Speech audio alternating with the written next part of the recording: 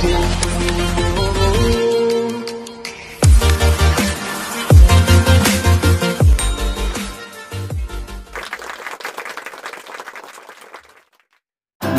siang dan kembali bersama saya Agung Surya Gumelar. Nama saya emang panjang sih. Di Beyond Education Podcast yang selalu memberikan sharing-sharing pengalaman, sharing-sharing materi, sharing-sharing pendapat, sharing-sharing lainnya itu tentang motivating, parenting dan coaching, dan juga ada sesi sharing session ya, sharing session dan Q&A. Dan kita di sini upload 2 hari sekali, gitu. Upload 2 hari sekali, dan memang kita di sini ingin konsisten melakukan hal itu, dan makanya oleh karena itu videonya itu lebih banyak daripada subscribernya. Jadi, tapi emang tujuan kita bukan untuk itu.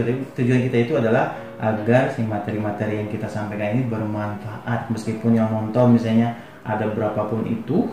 Dan kita ini mengejar manfaat, dan silakan kalau misalnya merasa bermanfaat, silakan share ke sana keluarganya, ke sana teman-temannya, atau misalnya kerabat terdekat, silakan di-share saja, karena itulah yang sebenarnya menjadi tujuan kami. Maka oleh karena itu kita tidak akan bosan untuk terus membuat video. Dan pada hari ini kita bersama dengan Pak Doni. Halo teman-teman semuanya. Iya, kita ngobrol-ngobrolin pandemik asik nih Pak ini. Oke, kenapa nih pandemik nih? Jadi begini Pak. Iya sih, memang bukan berniat untuk menjelek-jelekan era pandemik gitu ya. Tapi emang jelek ya. Emang jelek. Jadi berbagai sektor di era pandemik ini turun. Ya. Seperti sektor film, perfilman gitu, yang tadinya di bioskop ada film gitu kan. Orang-orang pada main film, terbantulah ekonomi kan gitu kan. Kan ada streaming. Iya juga sih. Tapi baru kepikiran kemarin gitu. Udah lama streaming sebelum pandemi. Biasanya kan kita nonton di bioskop Pak, lebih seru. Oh, kitanya. Iya, kitanya. Gitu kan ininya ya, pelaku industri filmnya. Iya. Terus ada lagi musik gitu kan. Musik juga biasanya kita bisa konser-konser gitu kan. Ada pemasukan dari tukang tiket lah, tukang jualan aqua lah gitu kan, di konser gitu boleh jualan. Tapi sekarang ini semuanya berakhir gitu, udah 1 tahun Pak. Cukup lama ya. Cukup lama. 15 Maret kemarin saya masih ingat tuh bahwa pandemik diumumkan gitu. Pandemik tiba-tiba kita nggak boleh masuk. Lockdown gitu, kerja juga nggak boleh masuk, semuanya WFH gitu kan. Yeah. Nah, dan paling yang saya soroti di sini, memang saya melihat bahwa banyaknya orang gitu yang terdampak gitu. Yang kena dampaknya ya. Secara langsung maupun tidak langsung gitu. Yang tadinya dia memiliki, ya sebelum pandemik dia memiliki tujuan misalnya menjadi seorang MC gitu. Ketika setelah pandemik dia jadi tidak ada tujuan. Yang tadinya sebelum pandemik dia memiliki karir, terus tiba-tiba pandemik di PHK dan dia galau. Ya, galau sampai bingung gitu mau ngapain, dan akhirnya ikut-ikutan trendingnya ya. Jualan online ini dan ini. Menyambung hidup aja ya. Iya, untuk hanya menyambung hidup saja. Nah, jadi ya aku ingin tanyakan di sini sih lebih tepatnya. Jadi sebenarnya tujuan kita itu apa sih? Tujuan kita hidup. Iya, tujuan kita hidup itu apa sih? Maksudnya kalau misalnya hanya dengan pandemik saja tujuan kita berubah. Iya, itu wajar sih. Karena situasi dan kondisinya kan memang nggak memungkinkan. Memungkinkan. Jadi tujuannya seperti apa sih Pak yang kita harus sadari sebenarnya? Iya. Dari meskipun sebelum pandemik atau sesudah pandemik ya, dan mudah-mudahan nanti pandemik berakhir gitu kan. Jadi tujuan yang harus ditetapkan itu yang seperti apa? Iya. Jadi kalau di masa pandemik ini, kalau menurut saya pribadi ya, ini adalah masa-masa di mana kita harus banyak mengevaluasi diri kita. Kita harus mau menentukan kemana kita mau pergi lagi. Ya, jadi jangan sampai dengan masa pandemik ini malahan membuat kita semakin terpuruk. Kenapa saya bilang masa pandemik ini adalah masa evaluasi diri? Karena banyak hal yang membuat aktivitas kita itu menjadi terbatas. Betul. Akhirnya kita memiliki banyak waktu untuk berpikir apakah selama ini tujuan hidup kita sudah benar. Banyak merenung ya. Iya, banyak merenung. Merenung berpikir ya. Karena saya pribadi aja, meskipun saya sudah merasa ya bahwa masuk ke dunia pendidikan ini adalah panggilan hidup saya. Tetapi dengan masa pandemik ini, saya jadi lebih mencari tahu lagi apa nih yang bisa saya kontribusikan di dunia pendidikan. Tetapi kalau kita membuat masa pandemik ini malah membuat kita semakin putus asa karena merasa kehilangan pekerjaan misalnya, kita merasakan bahwa usaha kita tidak semaju sebelum masa pandemik, ya akhirnya kita tidak mau berusaha lebih di dalam kehidupan kita. Padahal kan pandemik ini hadir di dunia ini sudah atas izin Tuhan. Tidak mungkin gitu masa pandemik ini datang tiba-tiba tanpa diundang. Sudah diundang oleh Tuhan agar manusia ini mau berpikir, mau mengevaluasi dirinya. Sebenarnya jadikan masa pandemik ini sebagai langkah awal kita dalam menuju masa depan yang lebih baik. Jadi inilah yang menjadi solusi dalam kehidupan kita selama masa pandemik. Jadi bahan kontemplasi ya Pak ya? Iya. Malah pandemik ini memberikan kita waktu untuk itu. Iya. Yang tadinya kita sibuk dengan urusan-urusan kita gitu kan, tiba-tiba kita harus kontemplasi tiap hari gitu. Iya, nggak apa-apa.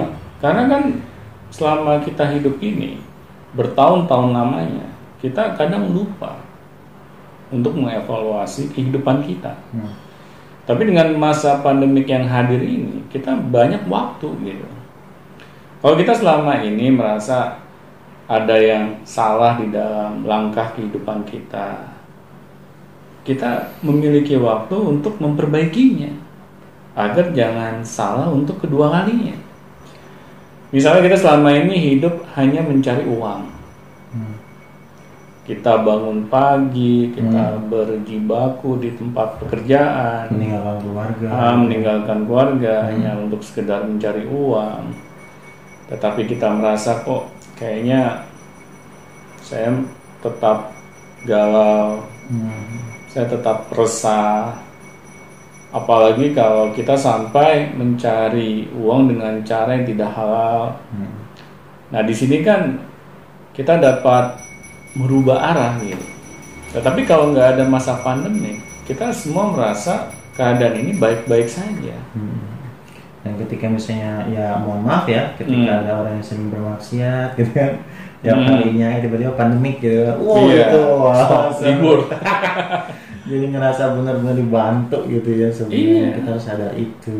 Karena tidak ada yang salah dengan keadaan yang menurut kita pada saat ini buruk ya, karena masa pandemi. Padahal kalau kita mencari tahu apa nih di balik keadaan yang seperti ini, ada pesan apa nih yang Tuhan ingin sampaikan kepada saya gitu.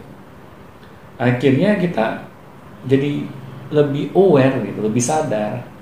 Oh ternyata ada hal yang harus saya perbaiki nih.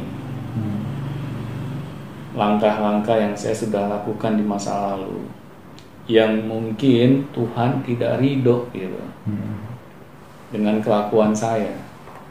Akhirnya kan kita jadi mencari tahu apa nih yang bisa saya kontribusikan pada masa-masa seperti ini gitu. Itulah yang membuat dia berpikir gitu. Iya.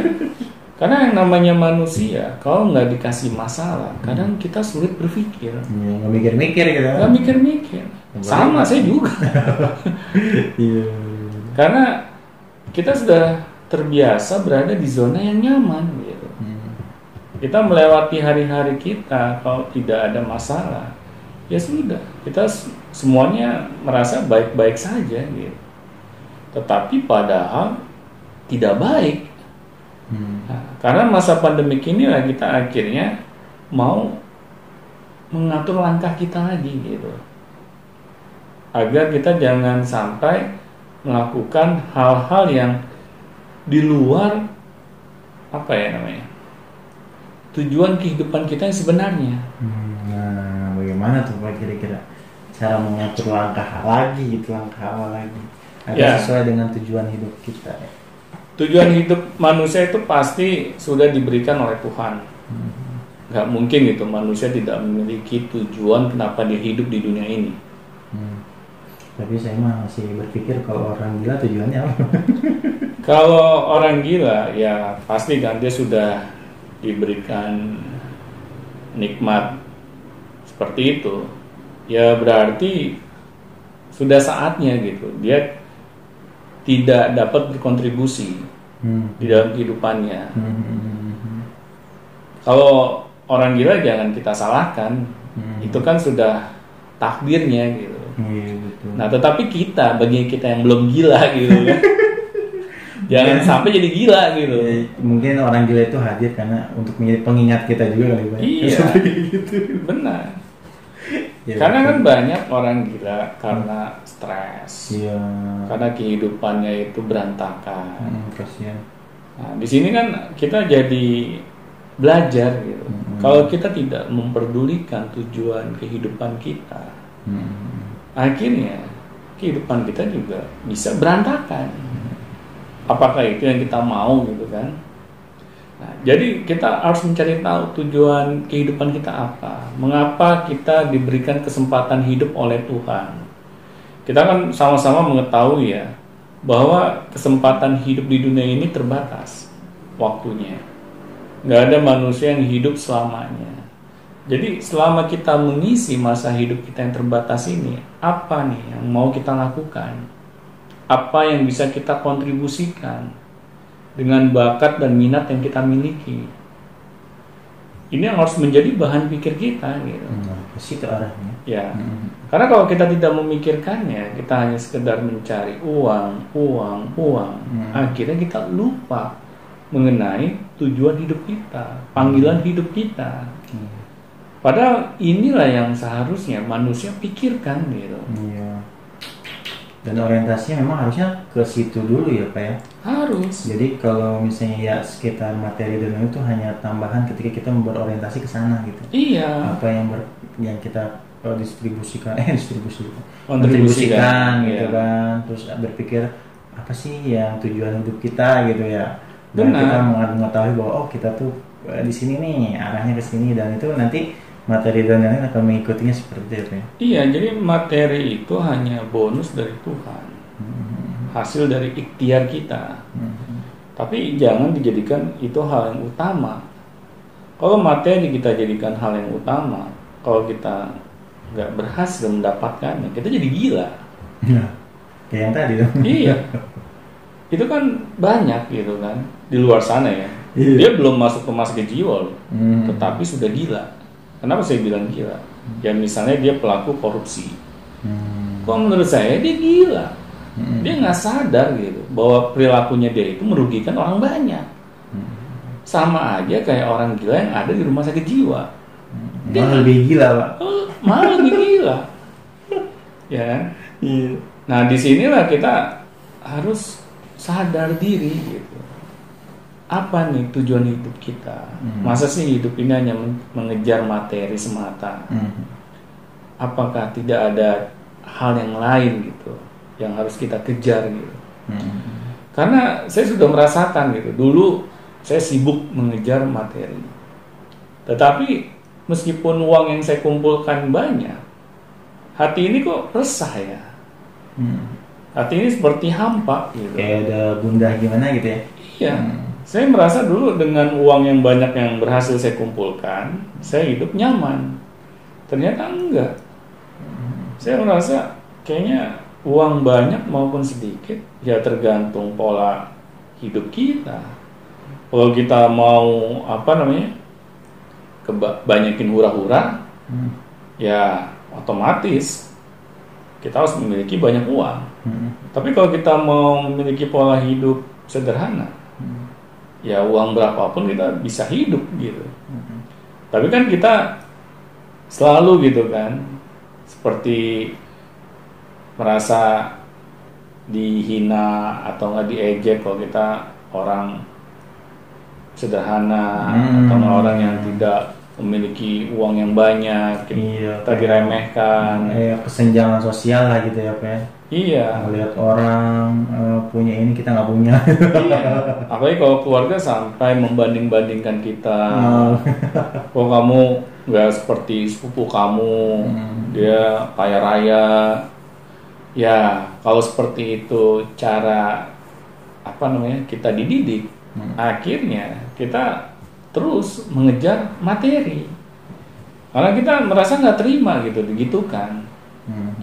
Nah seharusnya kan yang perlu disampaikan kepada anak-anak kita, nah cari tahu apa yang menjadi cita-cita kamu, apa yang menjadi tujuan hidup kamu ingin apa, kamu ingin menjadi apa yang menjadi bakat minat kamu. Itu yang harus selalu kita ingatkan kepada anak-anak kita, agar dia jadi mengetahui panggilan hidup dia itu apa sih gitu. Tetapi kalau kita hanya bisa bandingin anak kita dengan anak orang lain gitu kan, yang satu masuk mana, itu masuk mana. Iya, akhirnya anak kita lupa gitu dengan panggilan hidup dia itu mau kemana. Tapi sebenarnya yang seperti itu kayaknya orang dewasa pun ada yang kayak gitu ya, Pak. Maksudnya jadi orang dewasa itu memang belum tahu sampai sekarang panggilan hidupnya itu di mana.